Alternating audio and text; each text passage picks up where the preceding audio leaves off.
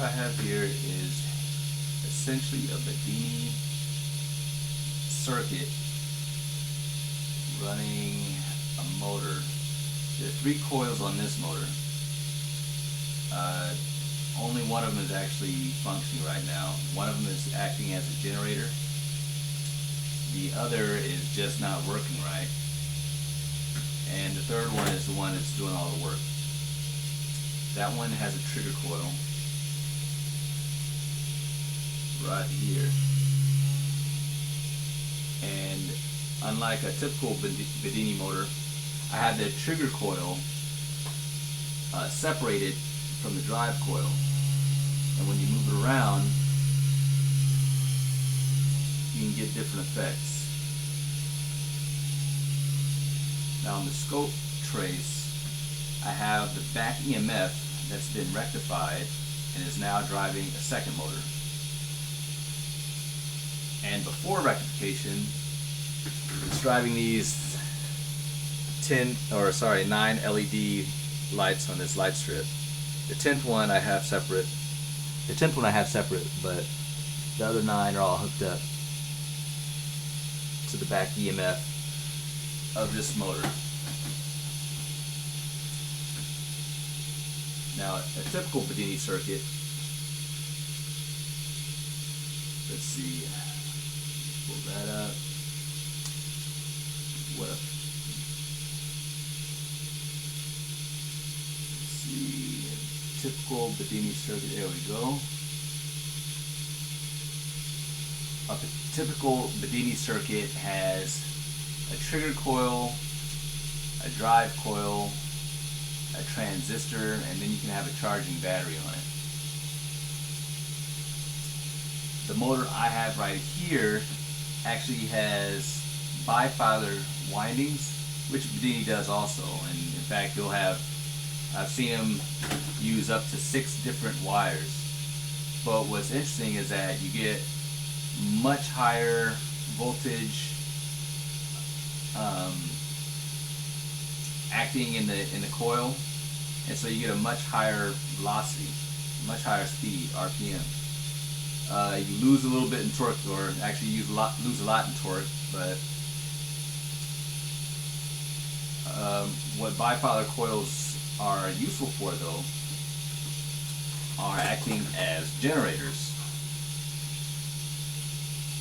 And I have this circuit here that acts as a rectifier for the generator coil. So I can hook up this LED strip, this 6 10-watt LEDs.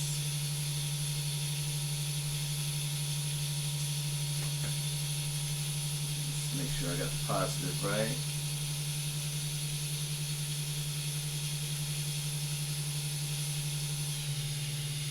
There we go. You might have heard the motor slow down. That's driven by the generator coil. Yeah. Oh, that one doesn't want it. There we go.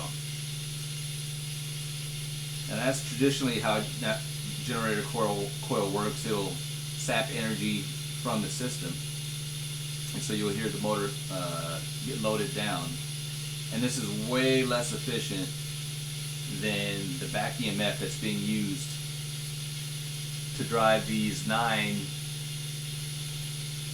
100-watt LED chips. So I'm going to take off this generator, or disconnect this generator.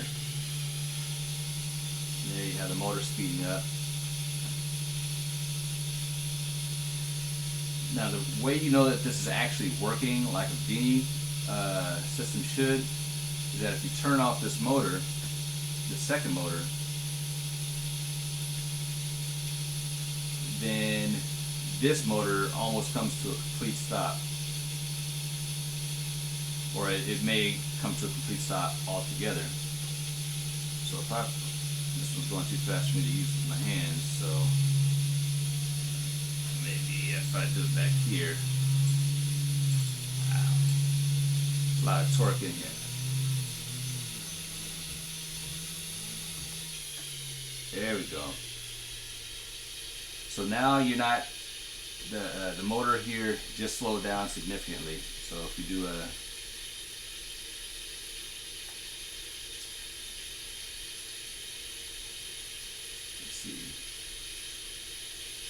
so now it's going at about 6,700 RPM because the back EMF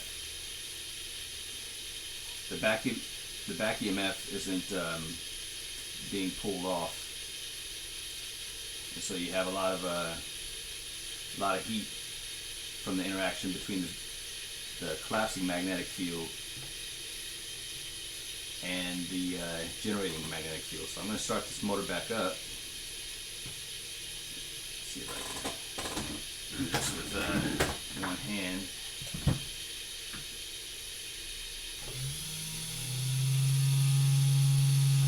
Now before we were at 6,700 RPM.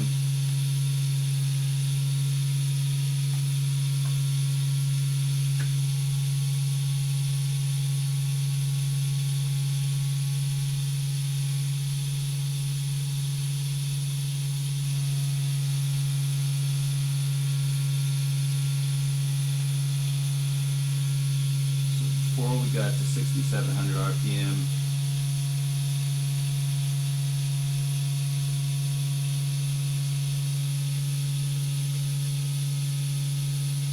Now it's definitely over 10,000. Let's see if I can get a nice steady beating out of that. 9,500 RPM. And that's with this motor sucking up some of that back EMF.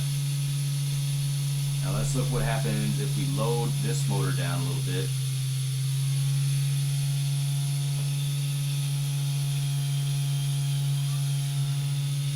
Wow, that one's got a lot of torque. That's probably pulling above 5 amps, so there's only so much I can do. So this is a Bedini circuit put together specifically for bifilar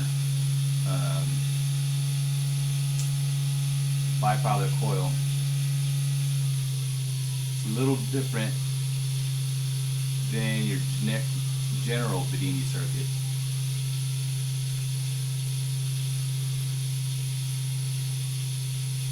So here, one coil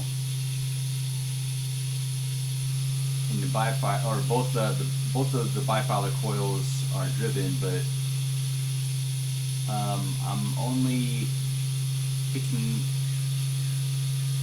back, or only one of them is connected to the collector of the transistor, and the other goes into the other side of the bridge rectifier. And having that capacitor across helps it, or in this case I'm using the LED as a load. It helps take up some of that back EMF so that the circuit doesn't overheat. This circuit, right, or actually that, let's see, let's go back to,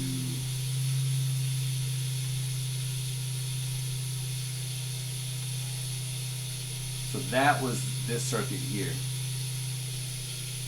and I just did it 3 times.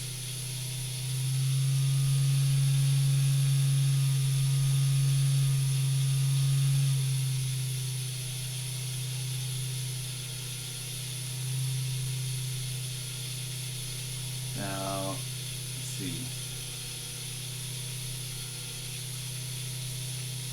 So what's really cool is that I can pump up. This is a 24 volt source. When that back EMF is being accounted for, I can overclock this circuit by a lot.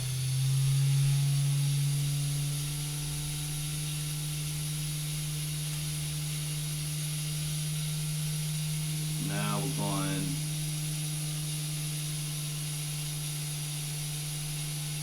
10,000 RPM on that one. This one actually has 2 drive coils opposing each other.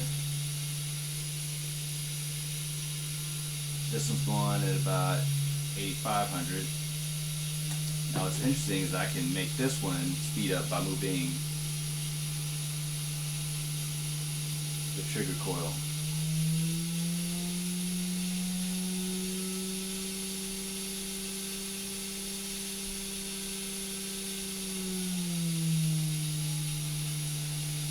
That I can do with two hands, measure the speed and lift that trigger coil and record.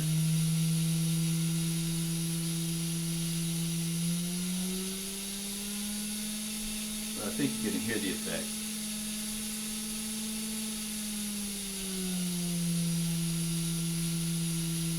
Now as long as this one's loading down or taking off that back EMF,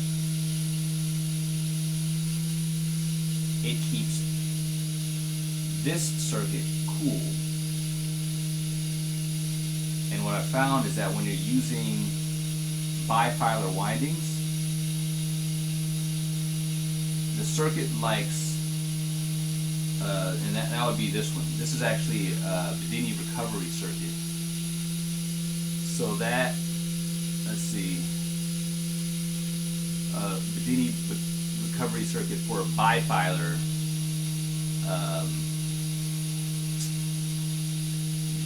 winding.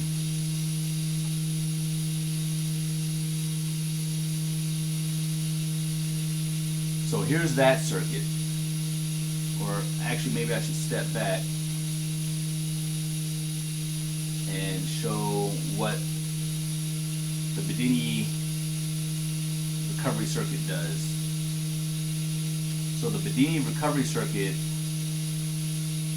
basically takes the back EMF and returns it to the system. And if you add a capacitor across the plus and minus, you actually get a lot more power. Now what I did is, now I have two coils.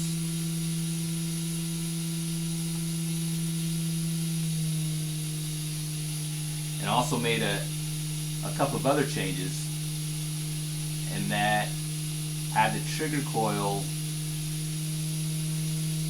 now connecting directly to ground as opposed to connecting to the emitter of the trigger coil transistor.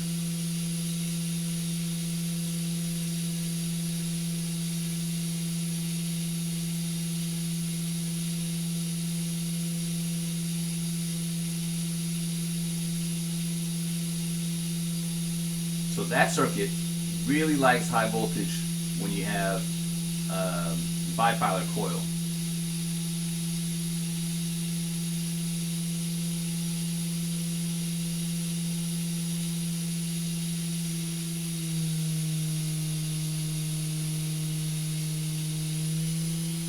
So I can start turning this up, the system up pretty high. This is getting a little hot.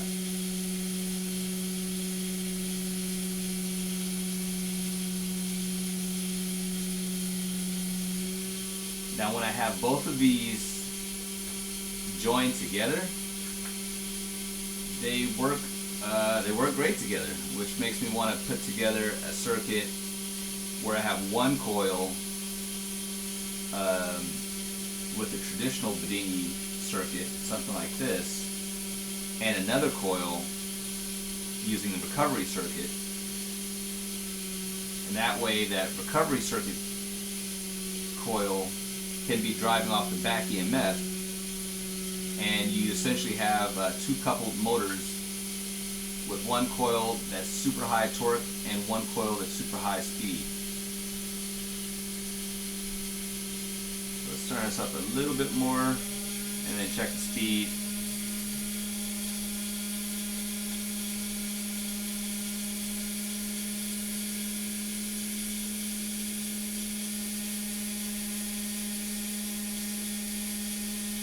So that's doing about 12,000 RPM.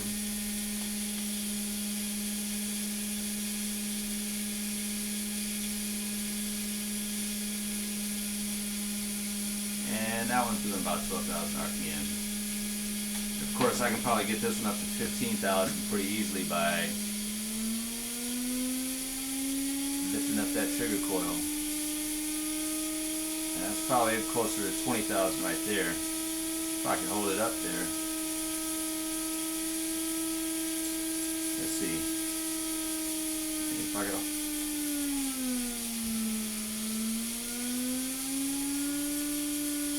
I won't be able to hold both of them.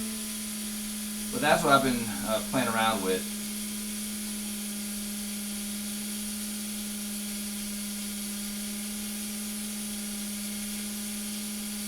So I'm going to power these down and then kind of give you a view of what they look like. Uh-oh, that one's kind of warm. Oh yeah, that's right.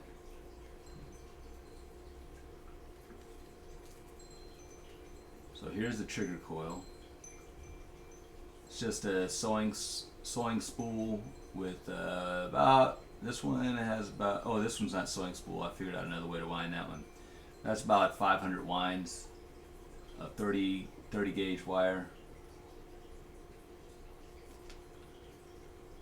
And here's the assembly. I had some pieces cut, 3-prong, and there's a diametrically opposed magnet in the middle. So, and it's neo. It's not what Bedini would recommend, but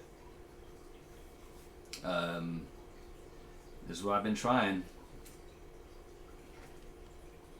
And then this one is pretty much the same thing, and this one's a little bit simpler to build because you can just cut the pieces out pretty easily without doing any intricate measurements like in the other one that has 3 pieces. So here's the trigger coil, and this one's the sewing spool. And I just got this extra piece of plastic just to hold it up there.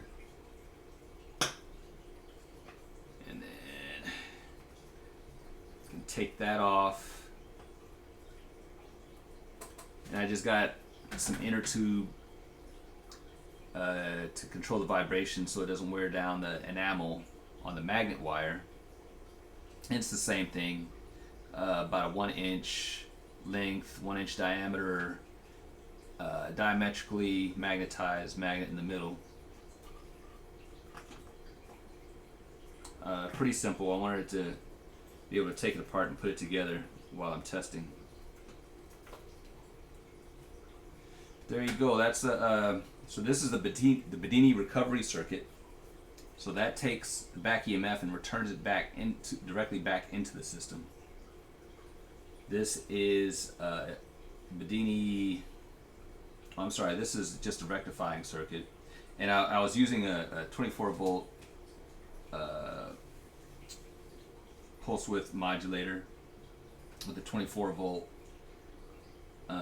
power supply. This is your standard Bedini. I have 3 different transistors, so if I wanted to have 3 different coils all working together, then I could.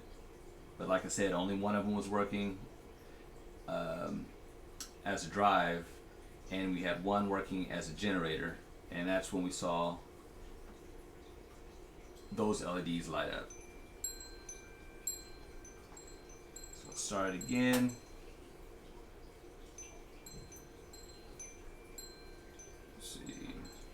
Oh, took out the trigger coil.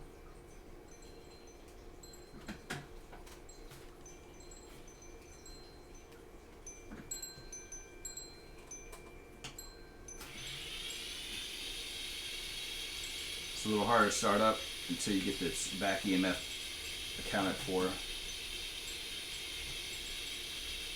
Let's see. This rubber band back up here out of the way.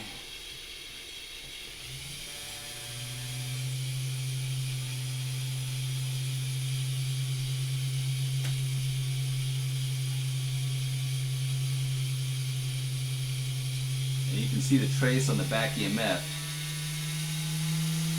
It goes up a little bit as I turn up the volume. Those are 5 volt increments on the trace, or on the scope. So it's hitting about 15 volts on the back EMF.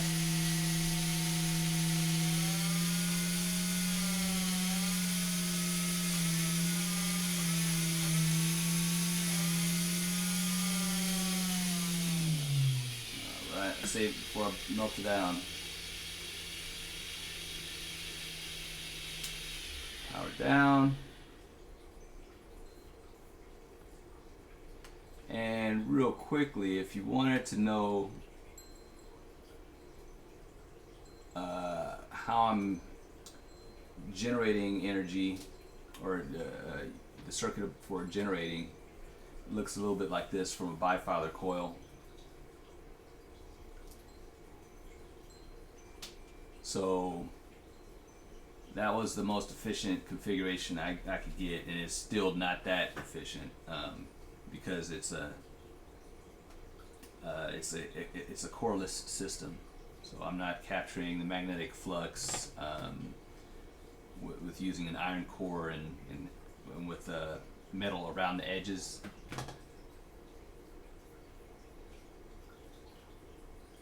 But yeah, that's about it.